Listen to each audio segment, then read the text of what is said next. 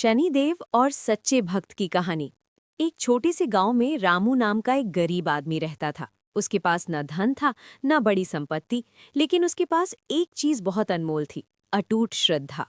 रामू हर शनिवार को पूरे मन से शनिदेव की पूजा करता था।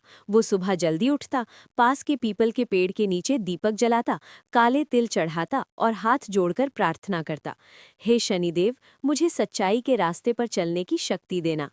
गांव के लोग उसे देखकर हंसते थे। अरे रामू, इतनी पूजा करने से क्या फायदा, तू तो और गरीब होता जा रहा है। कुछ लोग तो उसे पागल भी कहते थे, लेकिन रामू कभी गुस्सा नहीं होता। वो बस मुस्कुराकर कहता, मेरी भक्ति सच्ची है, मुझे अपने भगवान पर पूरा भरोसा है। एक दिन रामू के जीवन में मुश्किलों का तूफान आ गया।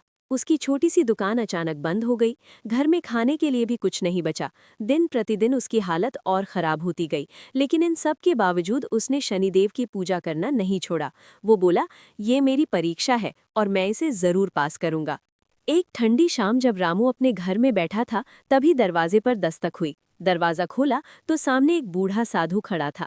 साधु ने कहा, बेटा, मुझे बहुत भूख लगी है, क्या तुम मुझे कुछ खाने को दे सकते हो? रामू के पास बस थोड़ा सा खाना बचा था, जो उसके लिए भी मुश्किल से पर्याप्त था। फिर भी उसने बिना सोचे समझे वो सारा खाना साधु को दे दिया और खुद भूखा रह गया।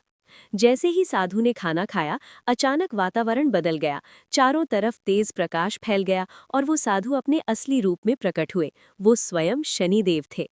रामू ये देखकर आश्चर्यचकित रह गया। वो तुरंत उनके चरणों में गिर पड़ा। शनिदेव बोले, रामू, मैंने तुम्हारी सच्ची भक्ति की परीक्षा ली थी। तुमने कठिन समय में भी अपना विश्वास नहीं खोया। तुम सच में मेरे सच्चे भक्त हो। शनिदेव ने रामू को आशीर्वाद दिया, अब तुम्हारे जीवन में कभी दुख नहीं आएगा। तुम्हारी मेहनत का फल तुम्हें जरूर मिलेगा। अगली सुबह से सब कुछ बदलने लगा। रामू की दुकान फिर से चल पड़ी। ग्राहकों की भीड़ लगने लगी। घर में खुशहाली लौट आई।